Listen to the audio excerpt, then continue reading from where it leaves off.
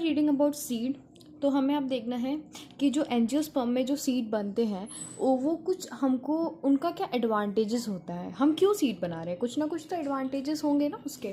तो पहला एडवांटेज है, since reproductive process such as pollination and fertilisation are independent of water, seed formation is more dependable.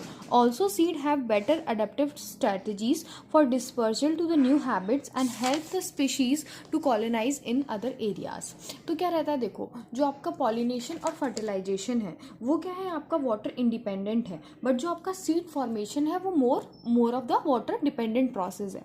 ठीक है. उसके बाद बोल रहे हैं जो आपका सीड है उसमें क्या होता है, वो बेटर, यदि आपका जो सीड है उसकी वजह से क्या करता है, प्लांट आपका डिस्पर्स हो सकता है, नए नए हैबिट्स में जाके कॉलोनाइज कर सकता है, वहाँ अपना एक अस्तित्व बना सकता है. ठीक है.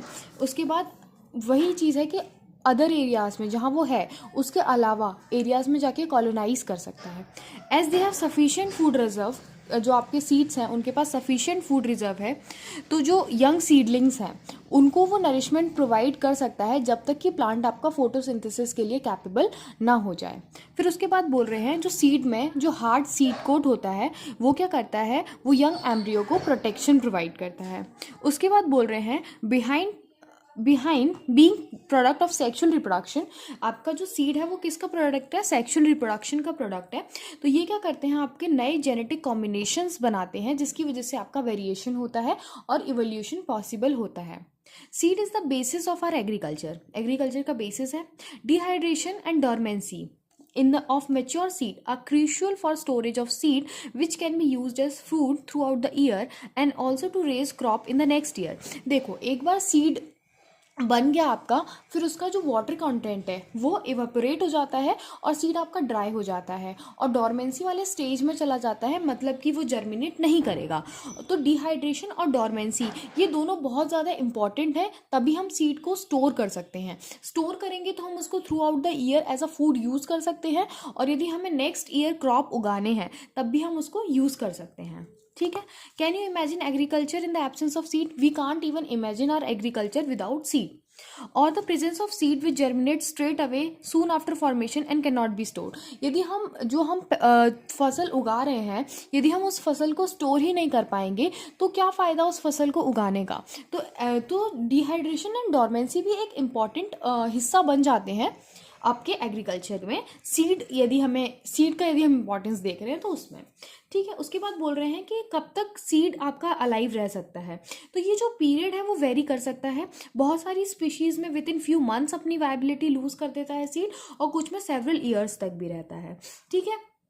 और ऐसे रिकॉर्ड्स भी हैं. जो ओल्डेस्ट सीड है आपका वो है ल्यूपिन का, जो ल्यूपिनस आर्किडस बोलते हैं, जिसको हमने कहाँ से निकाला है, आर्टिक टुंड्रा से निकाला है. The seed germinate and flowered after an estimate record of 10,000 year of dormancy. वो सीड जो हमने आर्टिक टुंड्रा से निकाला है वो कितने years of 10,000 year of dormancy में रहा, उसके बाद वो सीड जर्मिनेट किया और उसने फ्लावर किया. ठीक है. तो वायबिलिटी जो है कि सीड आपका कितने टाइम तक डॉर्मेंसी में रह के फिर दोबारा जर्मिनेट कर सकता है वो वेरी करता है. विद इन फ्यू मंथ्स भी वो अपनी वायबिलिटी लूज कर सकता है और फॉर सेवरल ईयर्स भी रह सकता है. एग्जाम्पल आपके सामने है, 10,000 ईयर्स तक वो डॉर्मेंट रहा था, देन इट फ्लावर्ड.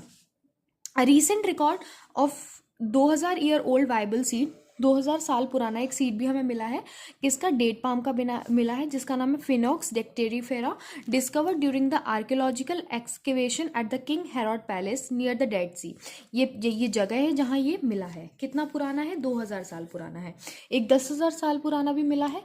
कहाँ मिला है, आर्टिक टुंड्रा में मिला है. 2000 साल वाला कहाँ मिला है, किंग हेरोड पैलेस में मिला है नियर द डेड सी. ठीक है. उसके बाद आपको ये एक्सपेरिमेंट करने बोल रहे हैं जो आप रीड करके एक बार पढ़ सकते हैं. उसके बाद हम पढ़ेंगे एपोमिक्सिस एंड पॉली एम्ब्रियोनी.